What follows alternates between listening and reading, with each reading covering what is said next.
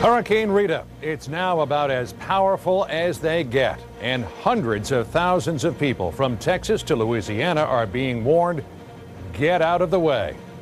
Good evening, I'm John Roberts, and we're all over the hurricane story tonight. After fumbling Katrina, is FEMA ready for Rita? I'm Randall Pinkston.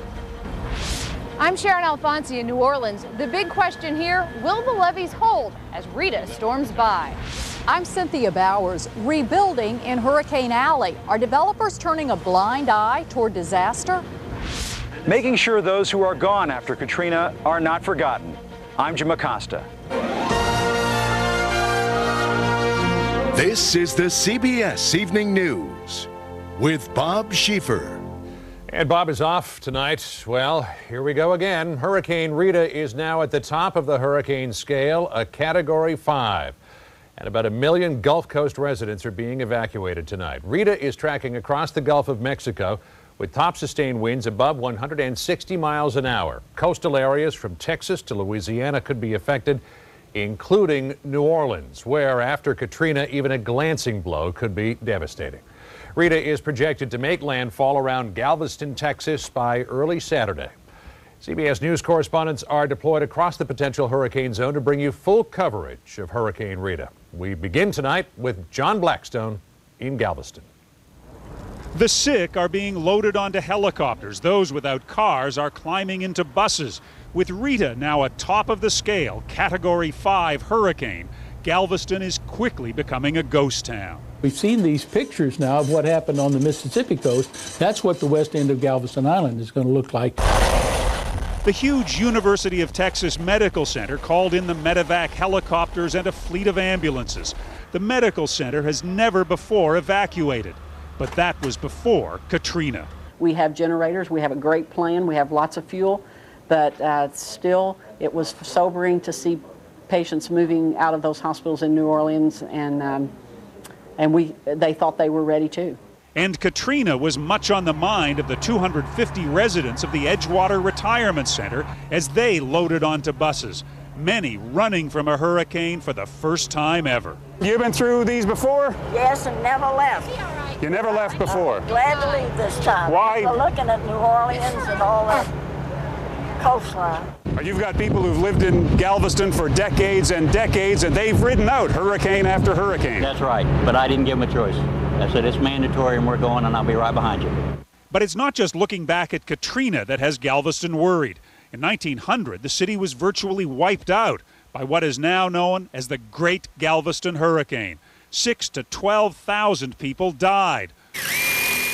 Only a few houses were left standing. It survived the 1900 storm. I'm hoping it survives this one. I just closed on the house 3 weeks ago. I just bought it. You just bought it? Right. So we're boarding it up and we're leaving. After the 1900 hurricane, the city was rebuilt behind a concrete seawall.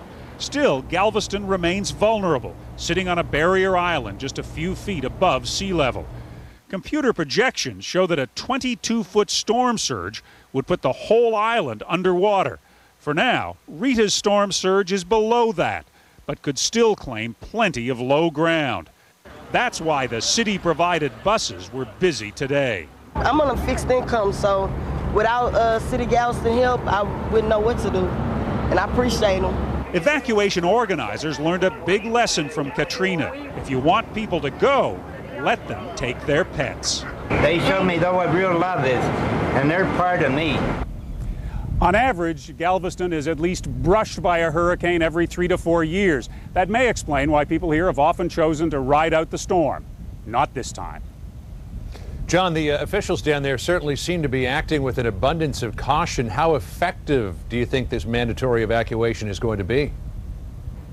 Well, certainly the streets are emptying out here. Officials hope everyone will leave. They know that's not realistic, that some will stay behind, including about 50 patients at the hospital who they decided are just too sick to move. They'll stay. All right. John Blackstone leading off our coverage tonight. John, thanks. Now, for more about what Rita is expected to do next, we turn to our hurricane expert, Brian Norcross. He's at CBS station WFOR in Miami. What do you got for us, Brian? I take it not very good news. There is no good news coming out of the Gulf of Mexico, John, and it's just unbelievable that we saw exactly this storm, it seems like, just less than a month ago. In every way, this looks like Hurricane Katrina. It's about the same strength, and it's in about the same place. The difference is the weather pattern is a little bit different here. High pressure to the north is going to push this storm a little further to the west.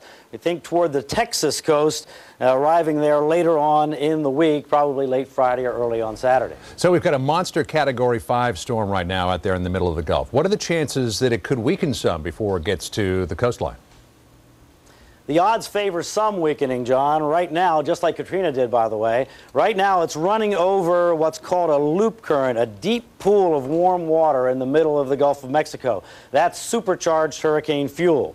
But it has quite a bit of water to traverse here in the western part of the Gulf that is not as much fuel in it. It doesn't have as much deep warm water, so odds favor some weakening in this area here, although likely a major hurricane when it comes ashore. And when you talk about weakening, how far down could it go? I don't think below Category 3. All right. Brian Norcross at CBS station WFOR. Brian, thanks. With Rita on the way, President Bush today declared a state of emergency for Texas and Louisiana and pledged this time to be ready for the worst. Randall Pinkston reports FEMA and other disaster agencies are determined to show they learned the lessons of Katrina in time for Rita. This time, FEMA is leaving no stone unturned, no bus uncharted to get ready for the next monster hurricane. With supplies, equipment, and manpower in place from Florida to Texas, the official in charge of Homeland Security insists FEMA is ready. We want to make sure that things that are delivered in the right place at the right time. That didn't happen with Katrina. Not in the desperate days after the storm-triggered flood in New Orleans when thousands were stranded, or in the weeks following when local officials waited for promised assistance. Yesterday, 3 weeks after Katrina, FEMA finally opened a disaster center in the town of Slidell, Louisiana. Every mayor, every government official had some frustrations with FEMA. Frustrations that reached as far away as the state of Maine, where officials received ice that was supposed to go to the Gulf Coast. It was, I think, disgraceful. Former President Jimmy Carter, who created FEMA, criticized the Bush administration's decision to strip the agency's independence. This obviously lowered FEMA's status so that they would have to go through four or five levels of bureaucracy even to reach the president, where the FEMA used to deal directly with the president. The Katrina debacle forced former Chief Michael Brown's resignation. The new acting director resisted comparisons. I'm not going to get into what happened in Katrina. I'm dealing with what we can do for Texas right now. And to make sure the nation knows what it's doing, FEMA rolled out its own video of storm preparations. In Florida, 50 truckloads of water and ice. In Texas, 45 truckloads of water, 45 of ice. 9 search and rescue teams, and 9 medical assistance teams. FEMA officials don't want to make comparisons with Katrina, but one change in the agency's response is obvious. The military is front and center. This time, the government seems determined not to lose the battle to red tape. Randall Pinkston, CBS News, Kenner, Louisiana. While Rita turns toward Texas, authorities in battered New Orleans fear heavy rains from the hurricane could overwhelm levees and flood walls that were repaired hastily after Katrina. As Sharon Alfonsi reports, the city is trying to prepare for the worst. By the time firefighters got to this New Orleans neighborhood, 3 homes were burned to the ground. Basically an unoccupied city. So there's no one around here to call for help, but plenty of people ready to help if Rita hits. They've got buses, they've got troops, they've got doctors. I'm happy with what I know. My problem is what I don't know. What he doesn't know is how much rain Rita will deliver. Forecasters don't think she'll hit New Orleans head on, but even a glancing blow could swamp the city again. Crews are working 24/7 to repair the fractured levees, but engineers say they're still too weak. With 3 inches of rain, we might get flooding 2 feet level, maybe 3 or 4 feet if we got 6 inches of rain. Contractors are using everything from giant steel curtains to small sandbags to reinforce them. People are very motivated and want to impose their will on Mother Nature here. But Mother Nature may not have been the real problem. Hurricane experts say the problem wasn't an overflowing storm surge. The levees broke. Very simply, it was catastrophic structural failure of the levee systems. But with another hurricane threatening, it may be too early for finger pointing and too late to fix the levees. We'll deal with it, but we just got to come to grip with it. There's some things we can do nothing about. Searchers ventured into the last unchecked areas today. New Orleans is now mostly dry, with a levee no one can count on. Only luck will keep it that way. Upstairs is clear.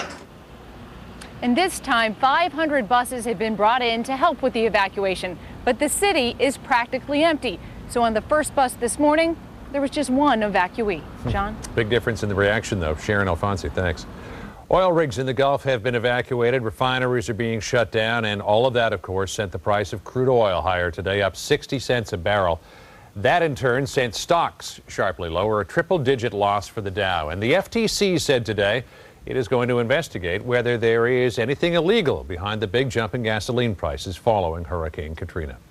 Coming up next on the CBS Evening News, why are Florida developers rushing to build huge beachfront condos right in the middle of Hurricane Alley? We'll give you the inside story. But first, we ask your help locating the missing from Hurricane Katrina. Adele Alexis is about 5 years old, last known to be in Arabi, Louisiana, with her mother, who is also missing. Evan Butler, last seen in New Orleans, is 1 year old. She has a scar on her left arm and a mark on her forehead. Christina Green is 3 with a scar on her head and a mark on her left arm. She was in New Orleans with her father, who was also missing.